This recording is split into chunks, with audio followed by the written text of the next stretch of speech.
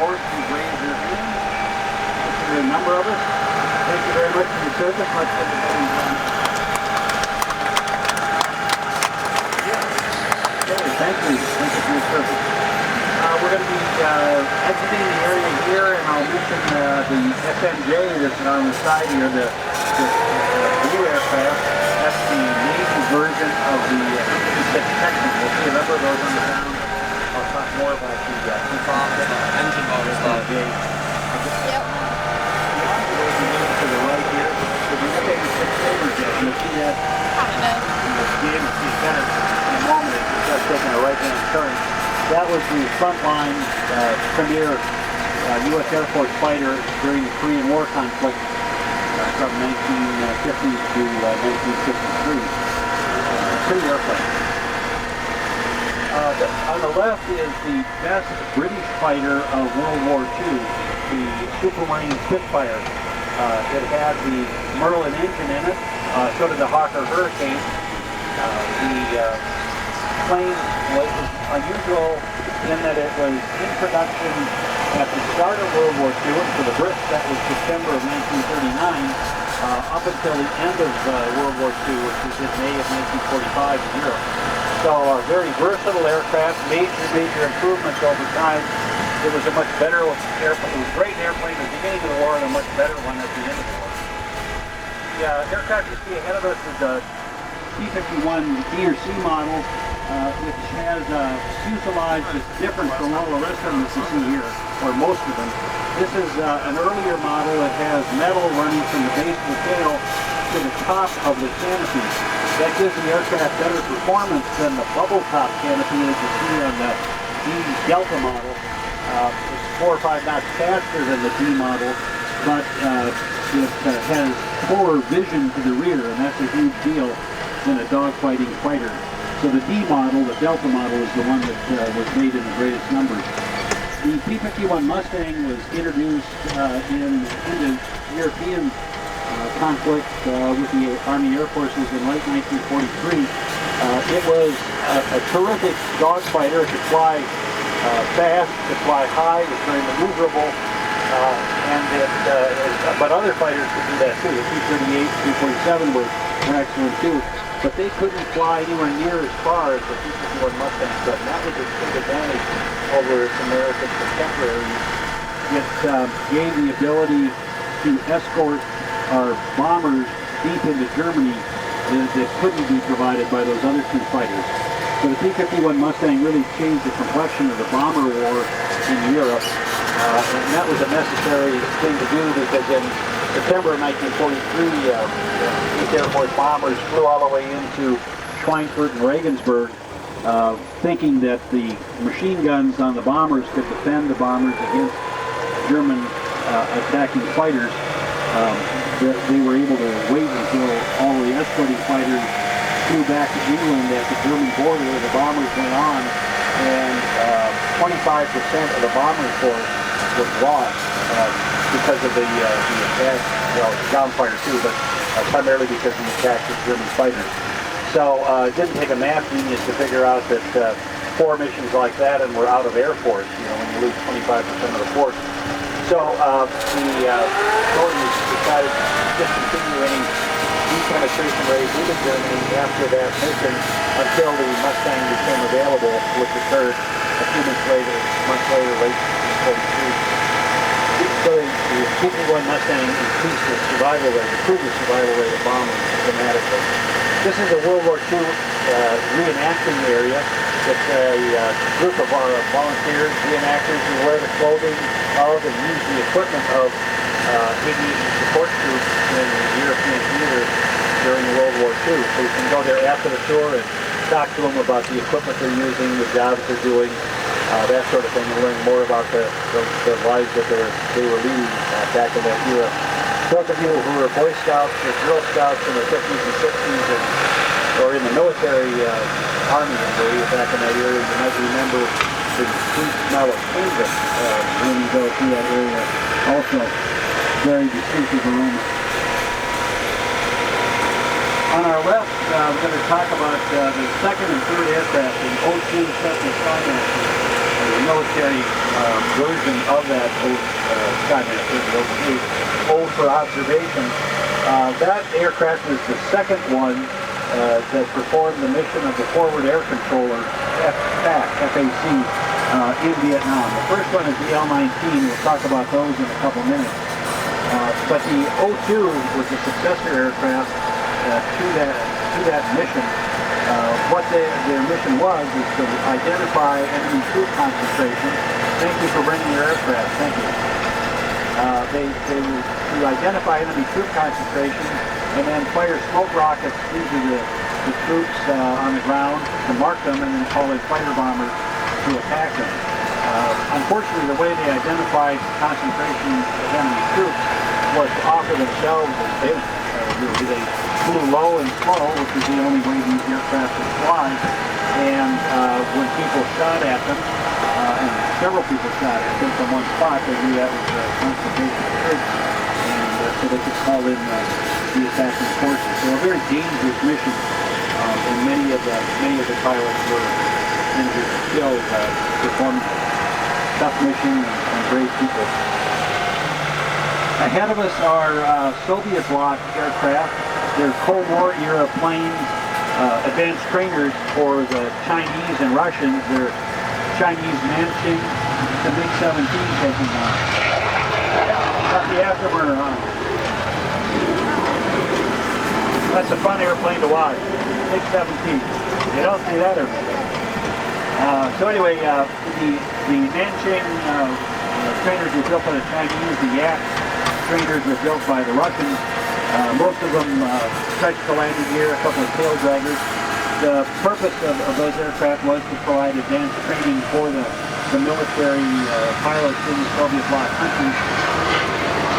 They have hydraulic, or don't have hydraulic controlling the landing gear and boosting the flight control. These aircraft use compressed air to do that, which is different from the Western approach. They also use compressed air to start the engine. On our right here are the two silver aircraft are PT-13. They're basic trainers. The sequence of training flight cadets during World War II was that they initially went to primary training and flew PT, primary trainers. PT-17 being the most common variant of that kind of aircraft. We'll see one of those in a minute. Then once they finished PT, primary training, and they knew how to, they learned the basic skills of flying. They could take off, fly around a little bit, and land without killing themselves or anyone else. Then they went to the basic training course that uses PT-13s and other similar aircraft. They're more advanced aircraft, they're faster, heavier, all metal. They can do some things like formation flying that's more difficult to the primary training. So they could learn more of the skills they need in combat and flying the BTs after they went through the primary training sequence. And then after that, they went on to fly AT, advanced trainers.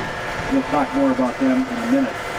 On our right-hand side coming up here is an orange aircraft in Army colors and also an aircraft, both of them are L-19s in Marine colors. That is the original aircraft that flew the Forward Air Control FAC mission in Vietnam. And you can see why that was such a dangerous mission. I mean, they're basically very fragile, white aircraft. No defensive armament, no armor. The rockets you see on that first one were just to mark the target, smoke rockets.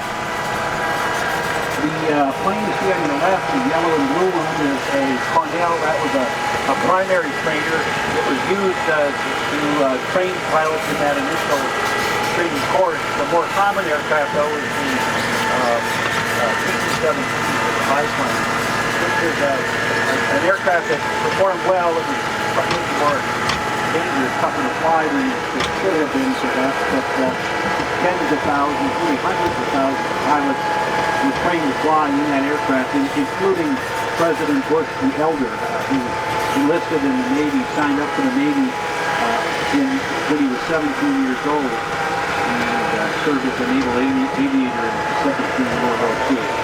So in front of us are several AT aircraft. Now if you're a fighter pilot, you're destined to be a fighter pilot, from the PT trainers, you went to the AT-6 you see here. It's a fully aerobatic airplane. It can do all the maneuvers you have to do to dogfight with enemy aircraft. Has retractable landing gear. Some of them were equipped with tail hooks or aircraft carrier training for Navy pilots, Navy and Marine pilots.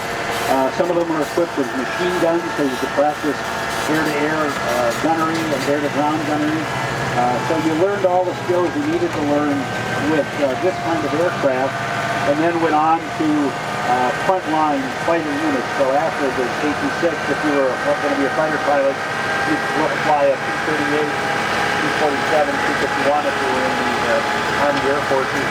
If you were in the Navy, you would have gone on to the F-4F, F-6F, or the F-4U-4 T-34 trainers on the right-hand side here. They were a very popular trainer in the Cold War era, 1950s, 60s, and 70s. The Navy had a T-34 Charlie C model that had a turbine engine.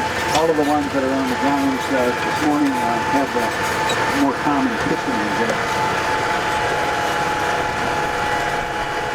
We're heading toward a plane with a big American flag sticking out of the cockpit. That's the plane, the type of plane that President George Bush the Elder was shot down in when attacking Japanese-held island of Iwo Jima during World War II. He was very nearly killed in that attack. They said his plane was shot down. He survived, but unfortunately the two other crewmen who were on the plane were both killed. So it was a very close call for President George Bush in that era. He bailed out and landed in the water, climbed into his life raft, and said in a later interview that he set the world speed record for paddling a raft away from that island. They knew the Japanese would probably execute him. 826 is the plane on the left that we're passing here. That was a late World War II medium bomber, the TBM that we talked about, President George Bush. The next aircraft is a P-25 Mitchell. As we go past the front of the aircraft, you'll see what looks like a great big hole right in the nose. That hole is in fact the business end of a 75mm cannon, same kind of cannon used in the Zhiyun tank. We mounted that in some of the B-25s to use as ground attack aircraft against hardened targets like pillboxes or against shipping. The B-25 was also used extensively in Europe, all over the Pacific. One of the first applications was Jimmy Doolittle's raid, which was organized right after Pearl Harbor to attack the Japanese homeland. They took, well, first of all, President Roosevelt met with authorities in the Pentagon and said, I want to retaliate for the Pearl Harbor attack. I want to do something to attack the Japanese. So the military authorities figured out that they could take P-25 Army bombers, Army Air Force bombers, take out some of the defensive armaments, add gas tanks, train crews to fly off an aircraft carrier, and then do that, fly off an aircraft carrier a few hundred miles from Japan and attack the Japanese homeland. And they did exactly that only 4 months after Pearl Harbor, April of 1942. It was a one-way mission. The aircraft could not land back on the aircraft carriers, so all of the aircraft flew on to China and were lost.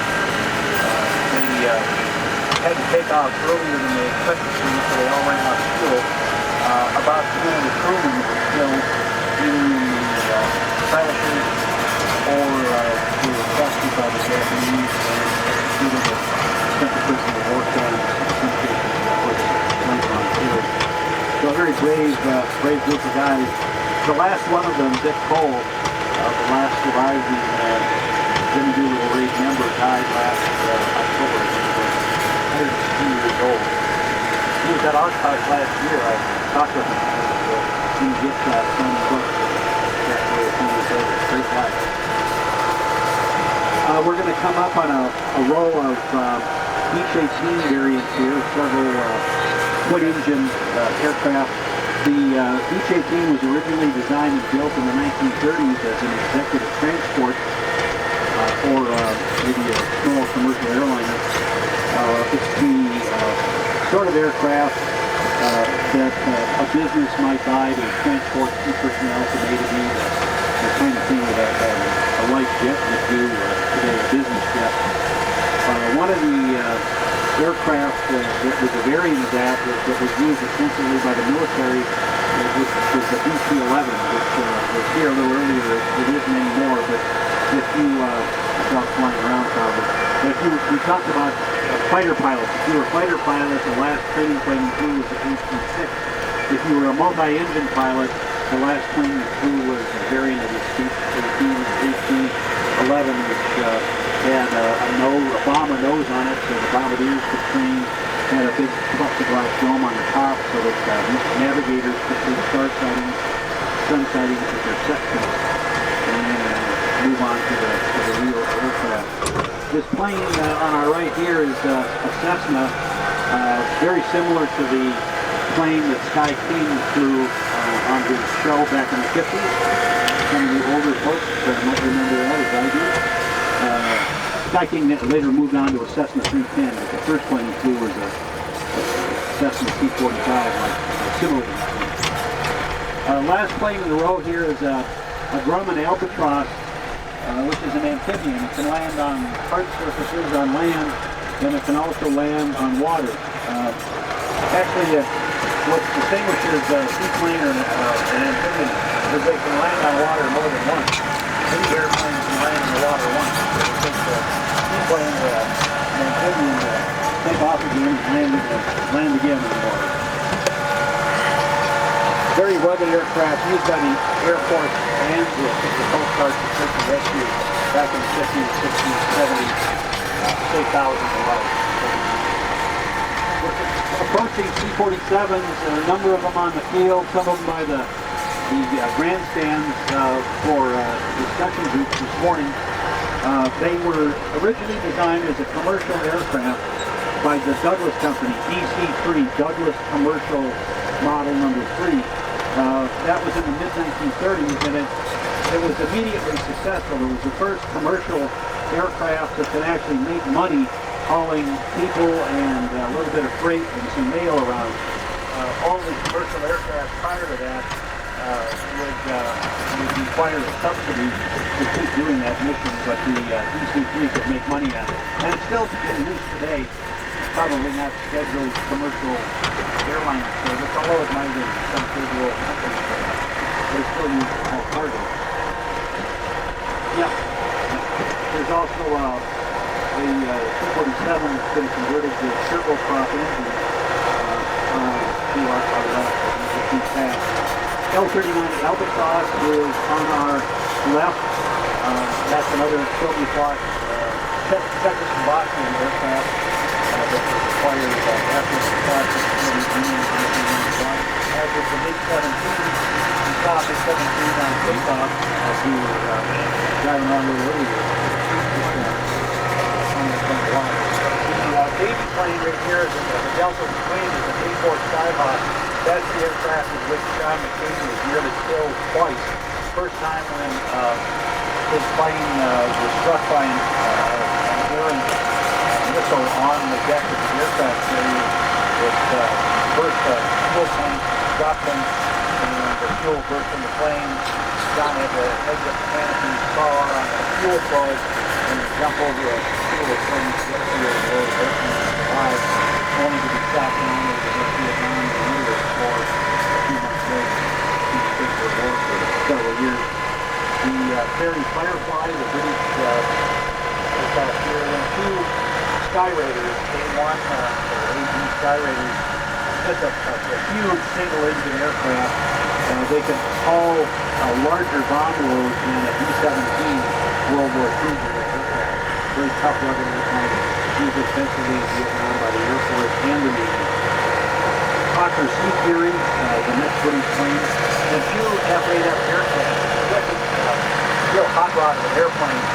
Neil Armstrong was a naval aviator before he went to work for NASA.